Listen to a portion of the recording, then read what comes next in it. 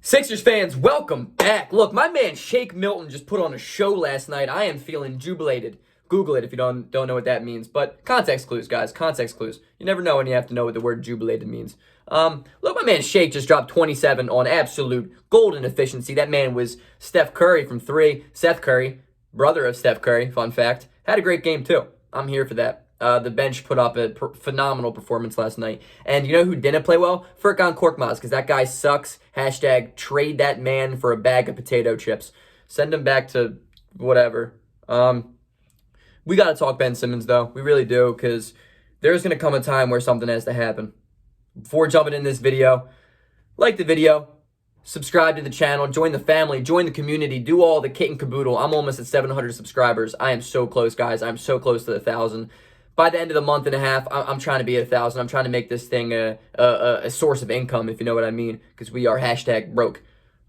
Let's talk Ben Simmons. First off, I'm not going to be sitting here and saying we need to trade Ben Simmons. I want Ben Simmons traded. I want to do this. I don't want to come into next year with him.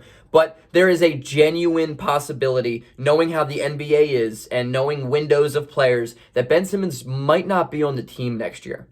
And I think it's a discussion that has to be had right now. And that being said, I don't think Ben Simmons had this terrible game last night. He had 5 points, yeah, but he was aggressive. He had like 3, 4, 5 layups that were just in and out. Just one of those days, guys. We can't just hate him. He was an absolute monster on the glass. He had some ridiculous rebounds, and you know, passing the ball wise, again, he's always phenomenal with that. But there has to be a discussion to be made about Ben Simmons. In the NBA nowadays, the way it is, guys get traded all the time. It's like that, you know what I mean? There's not really much loyalty to players. So the idea of Ben Simmons getting traded in the offseason isn't astronomical. It's not out of this universe, right? And it's going to come to a point in Philadelphia basketball, if we do not perform well in the playoffs this year, if we underperform and if we're out early or if we just don't go as far as we need to go, that if he continues to struggle, there's got to be a conversation to be made. There's got to be a conversation to be made.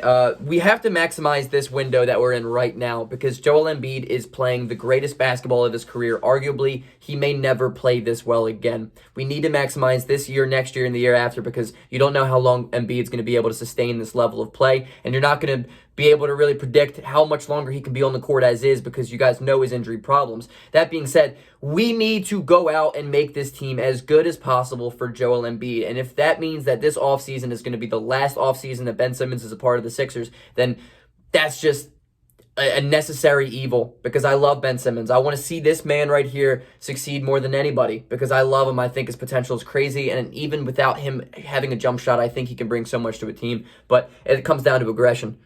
So the idea of trading Ben Simmons, now the next question is, what for? You know, there's always going to be surprise moves in the offseason. That's just the way the NBA offseason is. That's why it's so much fun. There's always just things that you would never expect happen. Maybe Ben Simmons getting traded is that. So now we're going to talk about what for. I'm not saying this is a deal that I would like, but last night in my live stream, I posed the idea of Karl Anthony Towns. And I'm not saying I want Karl Anthony Towns in Philadelphia because, first of all, the fit between Cat and Embiid would be pretty crazy, but it would be not 2021, 2022 basketball, guys. It's just you're trading a guy with playmaking ability for a guy who is going to play the same position as Embiid and run out as the 4, arguably, but we're going to need to bolster a lot more of the lineup in that case. And I'm not going to say trade Ben Simmons for Cat, but I think it's a question to be asked because regarding Minnesota, man, how many more years are they going to suck? And how many more years do they have of Karl Anthony Towns wanting to play there? Who says Cat's not going to ask for a trade this offseason or next year? And it comes to a point where you got to just trade that before he leaves for nothing. Because why would he resign? What is there in Minnesota that you would ever want to stay in? So the idea of Minnesota kind of accepting another rebuild and kind of accepting the fact that it's not working and trading for a younger talent in Ben Simmons, I think it's just an interesting question to be asked. And then point number 2 here, trade possibility number 2, Damian Lillard. Look, I'm not going to sit here and say Ben Simmons for Damian Lillard is a fair trade for Portland because no shit, it's not. Damian Lillard is so much better than Ben Simmons, and Karl Anthony Towns is probably too. But my thing is that I don't know, and I think this is such a long shot of a possibility, and there's no way it's going to be a 1-for-1. We would have to throw in more given the talent of Dame and just given the unbelievable, incredible play that he is at now and always. And the fact that Damian Lillard loves Portland and he doesn't want to leave. And the last thing I think Portland would ever do is trade their franchise cornerstone, who's probably going to play there for the rest of his life. I get that. But I think there's just, why not, man? There's a possibility. I don't know at this point. I'm spitballing. Don't jump in the comment section saying, Greg, they would never do this trade. No, duh, dude. I'm saying that. These words are coming out of my mouth. But my point is, I don't know how much longer Ben Simmons will be a Sixer if he continues to play at the level that he's been playing at. And it's just the inconsistency, man. It's the inconsistency of not knowing what you're getting out of him every night. And how much longer can we really count on that, because we need to maximize this team. This is the championship team we have, guys. This is the team that we have. And again, I'm not saying trade Ben Simmons, but at least pose the question to yourself, is it worth it? And then, how many star players in the league are really on a trading block? To be honest, I don't think many.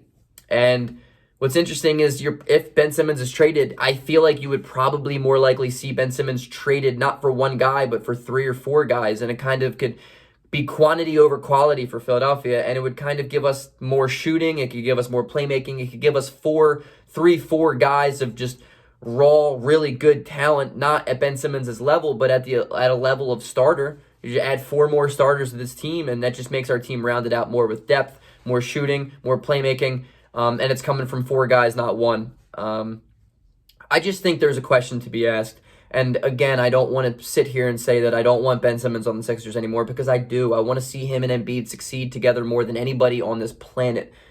But if this level of inconsistency carries over to the playoffs and the Sixers are a first-round exit, a second-round exit, and we just don't go to where we should be going this year, I think that there's a genuine possibility of Ben Simmons being traded. I just want to pose that question to you guys. I want to know in the comment section below where you guys see Ben Simmons playing next year. Is it in Philadelphia? Is it in another team's location? You let me know. And if you would trade Ben Simmons, let me know some trade offers. Please don't make it unrealistic, because Sixers fans have this wild belief of Ben Simmons could, in return, get Anthony Davis and LeBron James. Guys, it's just not going to happen. I don't know where your guys' heads are at half the time. As much as we complain about the guy, you think we can go out and get like an A-list celebrity. Not happening. Let me know in the comment section below. Peace out. Go Sixers. I'm streaming tomorrow night. Earlier last night, great stream. I almost had like 20 people at a time, which is cool. Not a big number, but it's cool. Consistent. Had a lot of fun. One of the funniest streams I've ever been a part of. So shout out to all you guys that were there and just were consistently there all throughout the game. It was a great game. My man Shake Milton is the absolute man. I'm going to talk about him a little bit. Why not? The way Shake Milton just has performed all season long has been extremely important and vital to the Sixers' success. And we kind of, when Embiid out especially, we kind of go with the flow of Tobias Harris and Ben Simmons and Shake Milton. And Shake Milton last night put the team on his back and, beat a team that we've always had trouble with basically by himself. And I'm so here for that. And I can't wait to see Shake Milton and George Hill run a backcourt together on a bench. That's going to be a really, really good unit. I'm not worried about Milwaukee anymore. They signed Jeff Teague, guys, so they don't want to win the playoffs. It just comes down to Brooklyn. And the way LaMarcus Aldridge played in his debut, I'm scared of Brooklyn, because they're not going to have DeAndre Jordan getting any minutes anymore, and there's no point to. LaMarcus Aldridge just adds another shooter, just adds another good playmaker kind of from his spot. He's a bucket, dude. LaMarcus Aldridge is still a bucket, and I'm kind of scared of Brooklyn. Let me know. Peace out.